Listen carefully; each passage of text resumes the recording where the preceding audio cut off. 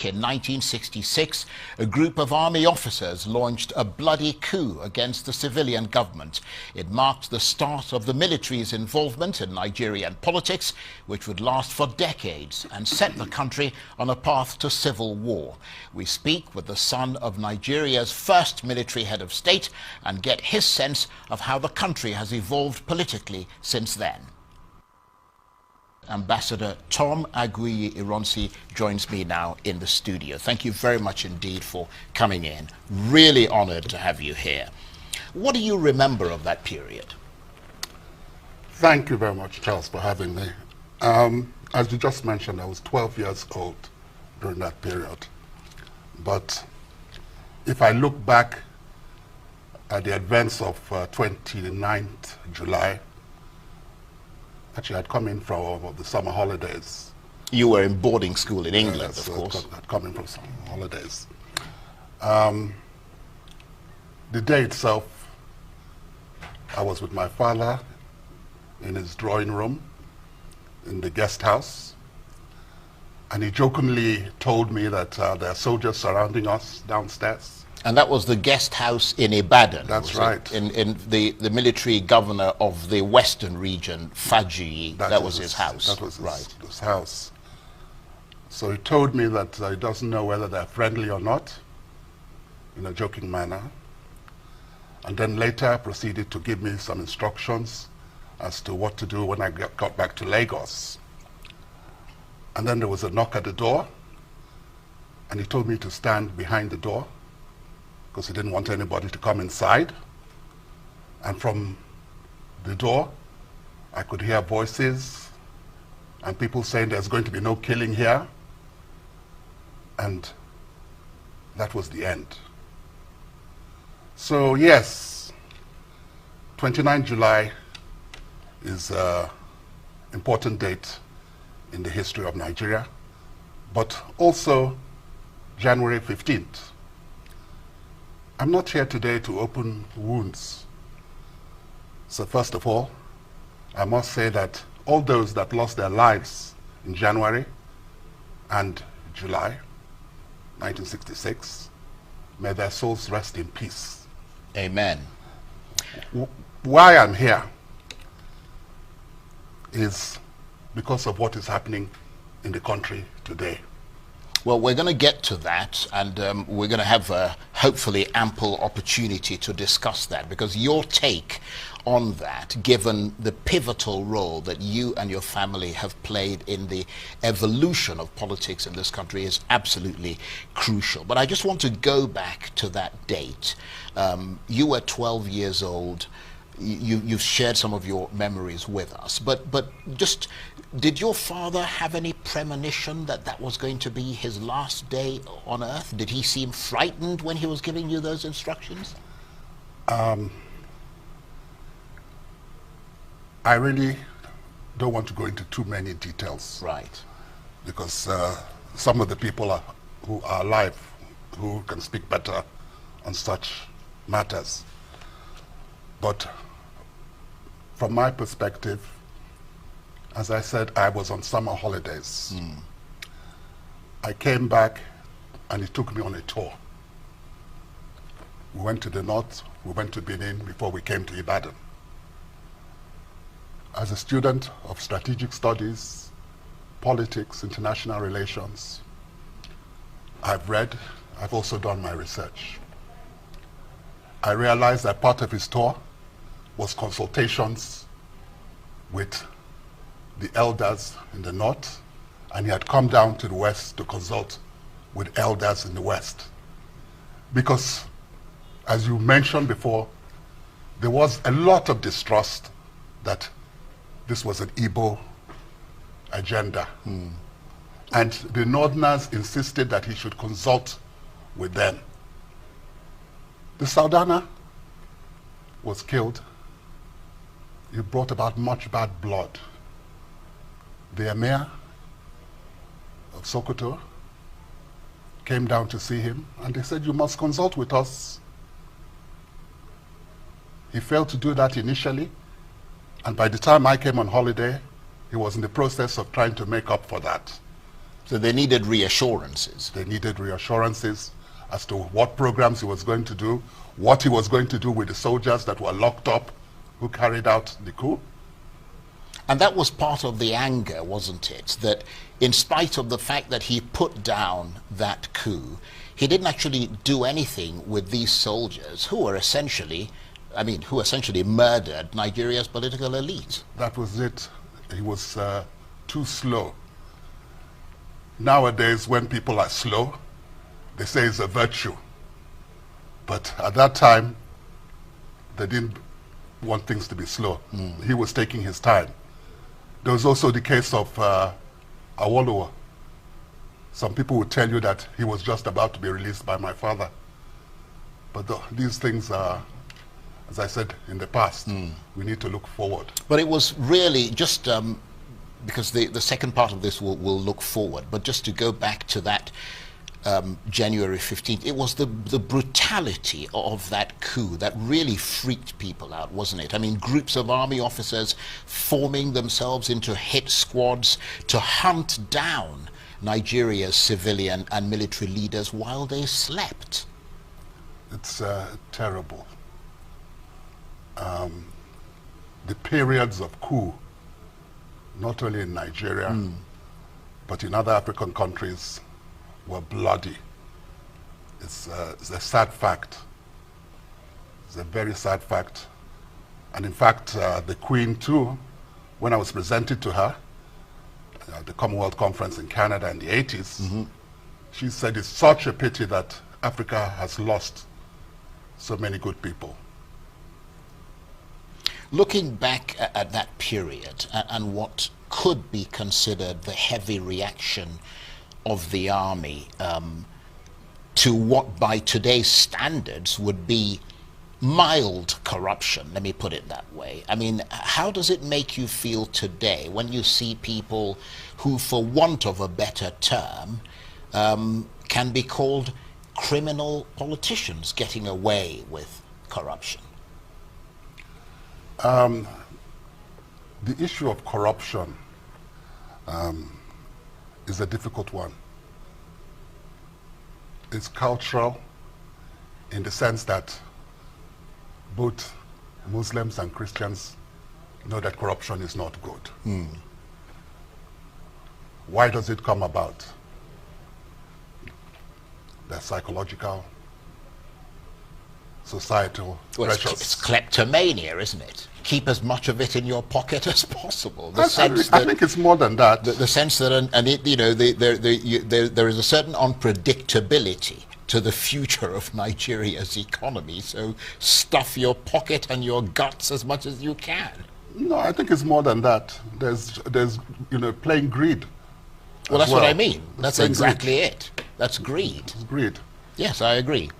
And of course, after 1966, the army took over and would dominate Nigerian politics really up till 1999. I mean, in spite of this small bursts of sort of civilian rule.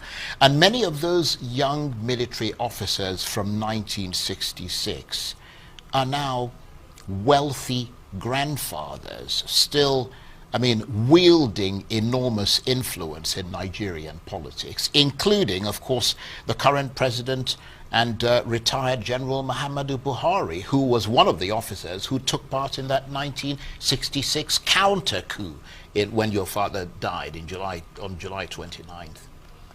Yes, yes. July 29th, I lost a caring father who was not able to play with his grandchildren and great-grandchildren, and also missed the opportunity of getting an oil block. Sorry, I apologize for that. I like that. But then you got the oil block, so everything's fine. No, I wish President Obasanjo would give me an oil block, but if you know him, you know it's not possible. So, in that respect, on a very serious note, yes, these officers have come up today, but in the Nigeria of today, the Nigeria of the 60s, what was stressed was that we should respect our differences. Nigeria is a complex society. And if we don't respect our differences, things go awry. So,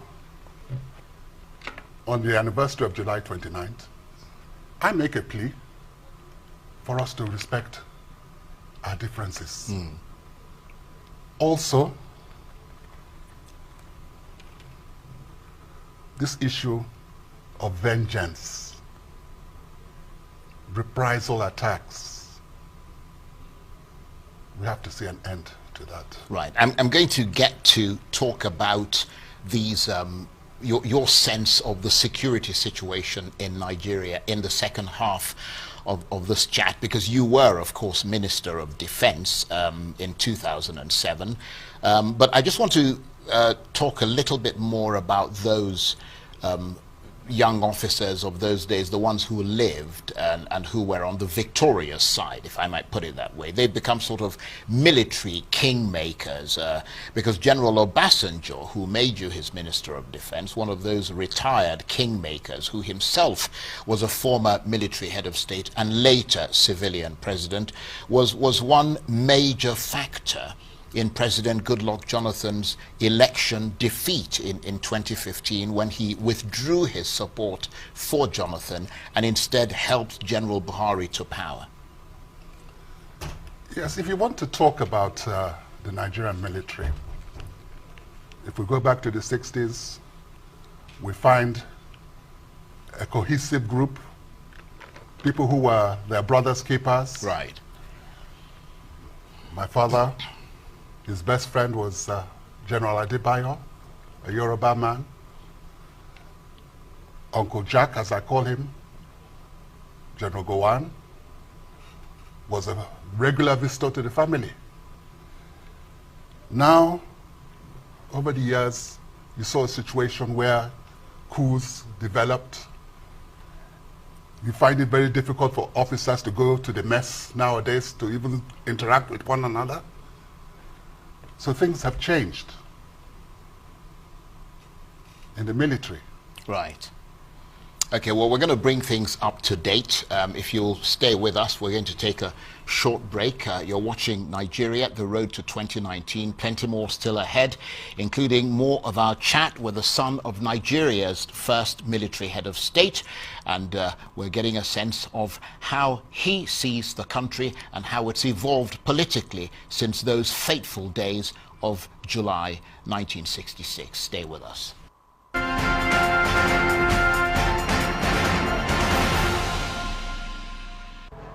Nigeria. We are 198 million productive people with over 900,000 square kilometers of fertile land.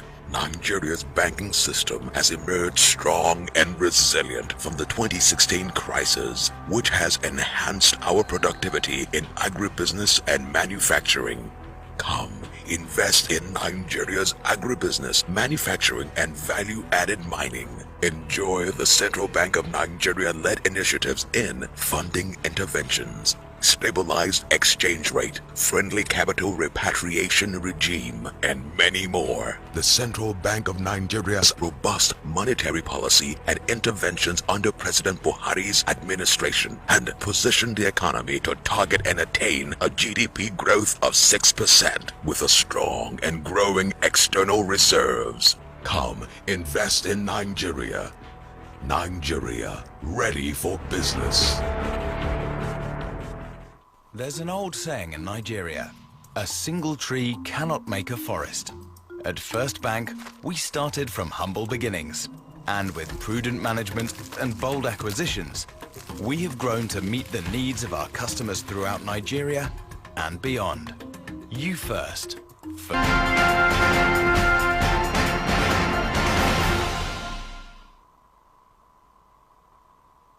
Welcome back to Nigeria, the road to 2019. I'm Charles Aniekolu. General Aguiyi Ironsi was Nigeria's first military head of state. His son, Tom was just 12 years old at the time when his father was led away, never to be seen alive again. Tom went on to represent Nigeria as its ambassador in several postings abroad and would later become, in 2007, President Obasanjo's Minister of Defense. And I'm delighted to say that Ambassador Tom Aguiyi Ironsi is still with me in the studio. Thank you very much indeed for staying with us. And of course, we were talking earlier about President Buhari and the military officers who were part of the coup and counter-coup in 1966, who are now essentially kingmakers in Nigeria. Of course, as a young officer, President Mr. Buhari was among the northern officers who staged the counter-coup that led to your father's sad and rather brutal assassination. Do you hold Mr. Buhari at least partly responsible for your father's death? Charles, before answering that, just for clarification, I was Nigeria's ambassador to Togo. That's my only ambassadorial posting. Well, you worked with the foreign service. I was in the foreign service for 30 years, of course. Right. Meant to numerous countries. President Buhari Magaskia is a man of good intentions.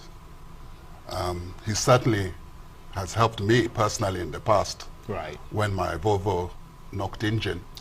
Of course, he didn't give me any money, but he recommended me for a Well, he doesn't job. have a reputation for giving people money, does he? And I'm not from Daura. It still helped me. In those days, going back to when he was a young officer, Right. I'm sure that we all look back at certain things that we did and said in our earlier days, which we probably regret.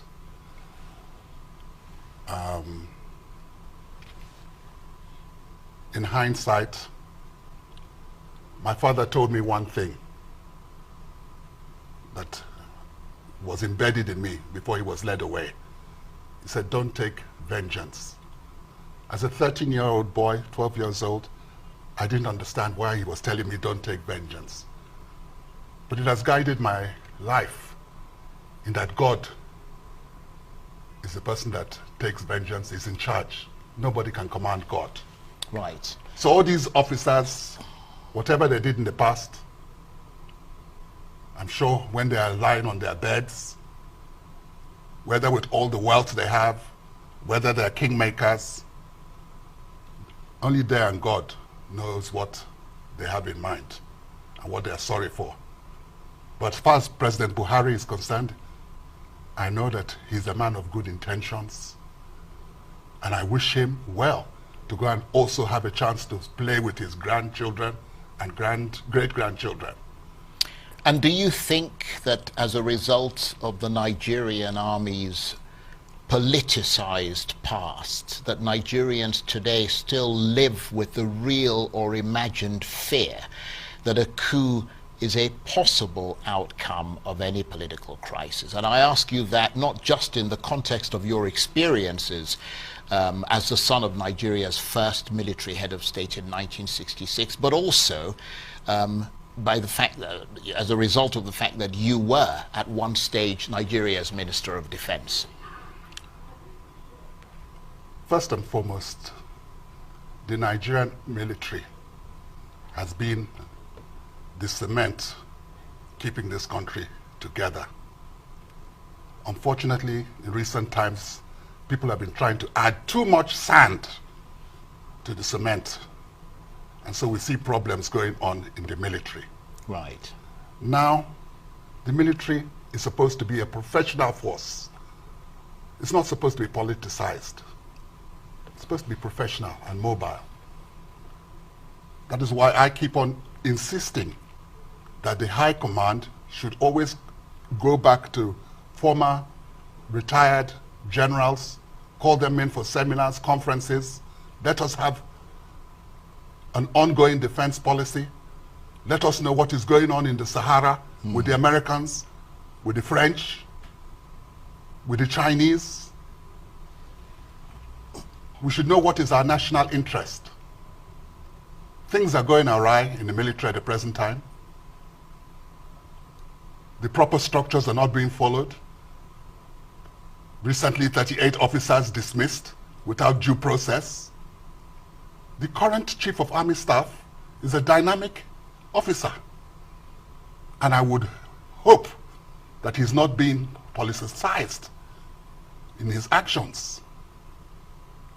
That 38 officers, mostly from the South, were just retired. Southeast and South-South. Well, I haven't got the details of that, but I take what you're saying on board. As you look at Nigeria today, Ambassador, heading towards the 2019 elections, is it your sense that the elaborate power-sharing arrangements in Nigeria's constitution and that unwritten rule known as zoning, which requires the rotation of political power between the North and the South, are legacies of the mistrust engendered in 1966? Of course, zoning has come about because of mistrust.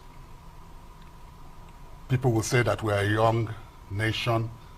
Things cannot be done on merit because things will be given to disproportionately to one particular side. Right. Of course, that is the southern side. But increasingly, the North has grown up. Eventually, we're going to have to start to do things on merit. We're going to have to look at this issue of zoning. So ultimately, your sense is that meritocracy has to be the way forward. In the future. Right. You, of course, in addition to serving Nigeria at ambassadorial level, as I mentioned became Minister of Defense under President Obasanjo's government. Given that experience, what are your thoughts on Nigeria's current security situation, and how dangerous do you think that situation is heading into the 2019 general elections? There are certain things, Charles, I can't discuss when it comes to security, obviously. But you have the saying that security is everybody's baby. Definitely, as we move to 2019, it's going to be a very important year if we get there. Already some American analysts never believed that we would get there. You said if we get there. Do you share those doubts? I'm prayerful. Well, beyond prayer, you're also a pragmatist, Yes. having served as an ambassador and a minister of defense. What is your prognosis going forward? I think President Buhari, in the short time he has been able to be president, has put in place things that should take us to 2019. He has put in place the emphasis on agriculture. The economy is moving forward in the sense that he realizes that without power, without rail, without roads, there's no development. The issue of security. He has an erudite Minister of Interior. And I'm shocked that the Interior Minister has not put in place more policies to increase security. He was Chief of Army Staff. He was the CDS. Part of the insecurity we have in the country is job creation for the youths. Our borders are porous. We can use our youths at the borders. We can use our youths in the states for security. This is a digital age, computer age. We can use drones. We can use cameras. All these, the youths can be employed. Well, that's a very good point. And on that note, I'm going to have to say that we're out of time. Ambassador Tom Aguiyi Ironsi, the son of Nigeria's first military head of state and, of course, Nigeria's former defense minister. Thank you very much. Thank you very much.